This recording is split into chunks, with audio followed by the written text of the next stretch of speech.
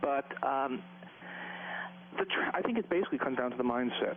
The view still apparently dominant, and even in this administration, is that there's nothing really fundamentally wrong with the system. There were some mistakes and there was some bad luck, but we don't want to shake up the system too much. We don't want to really rebuild it. We don't want to tear up the relationships. Those people who we thought were so smart and now look so dumb really are smart, and we want to keep them on the job. It's a problem. I think there's too much conventionality. To some extent, the Obama administration is still partying like it's 2006.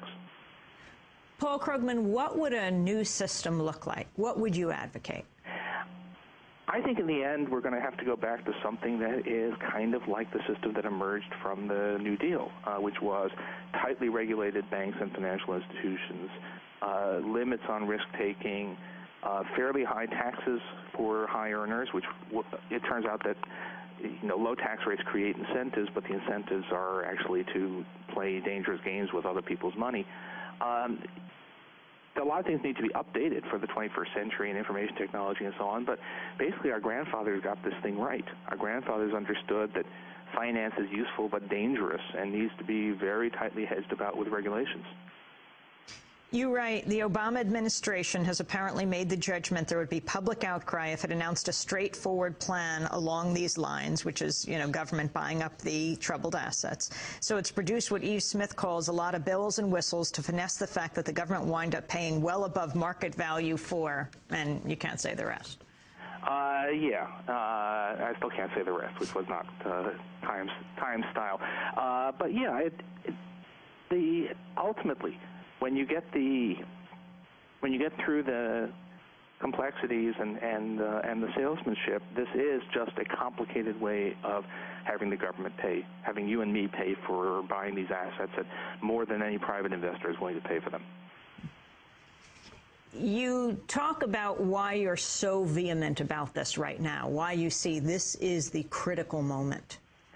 I think this is a political judgment. We can argue this back and forth. But I think that Obama doesn't get many shots at this, maybe just one.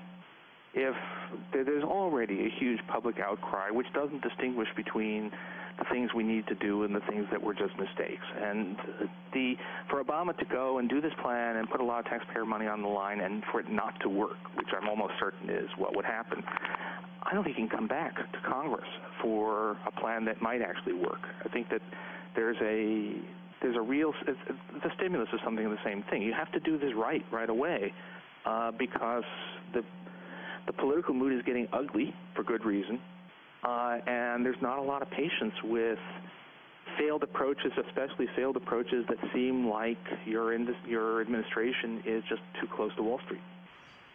Paul Krugman, can you talk about the role of foreign sovereign wealth funds and explain what they are? Oh, yeah, it's just when a foreign government has a bunch of money, which it is investing in the United States or in other countries, and as opposed to this is when you do something beyond just plain parking lots of money in bank deposits or U.S. government debt, which is where most of the foreign money is. I think that's a much exaggerated issue. It's these are governments playing with large sums of money. At least so far, all the evidence is that they've been really pretty dumb investors. The Chinese appear to have given us a substantial a subsidy by buying a lot of stocks at the top of the market and losing them. So I don't think it's a central issue. And this issue of counterparties, a word we're just learning right now, that AIG gets all of these billions of dollars and they use some of it to pass through to banks to entities like Goldman Sachs, to UBS, which had to pay a massive fine to the U.S. government, so we're paying their fine for violating us? Well, this is the counterparties. Basically, think of the financial system is this web of connections. And the reason that we're stepping in to rescue these companies in the first place is that we're afraid that if you break the web at one point, it unravels across a pretty wide range. And that's not just a theory. When Lehman Brothers was allowed to fail, in fact, a huge gaping hole opened up across the financial system. So this is the reason that we're rescuing them in the first place.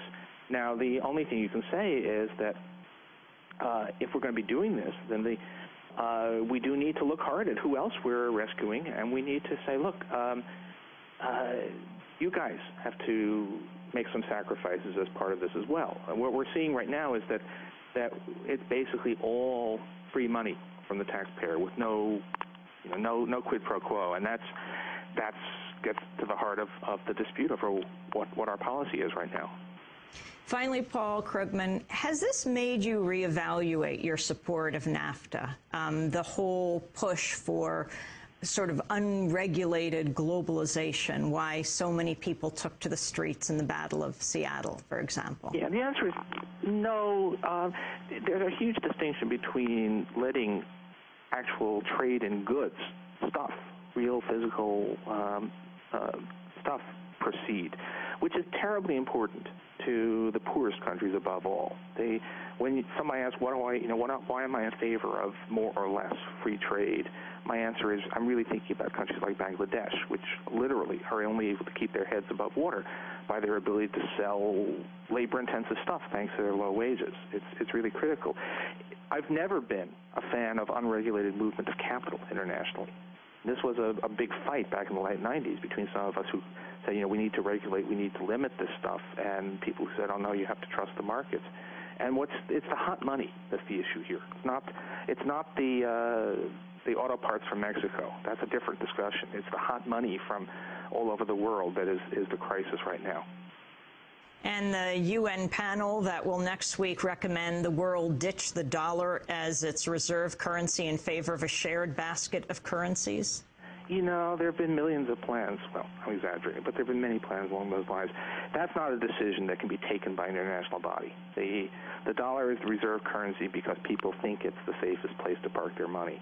The euro is a natural competitor, except that the Europeans are as messed up in their policies as we are, if not more so right now.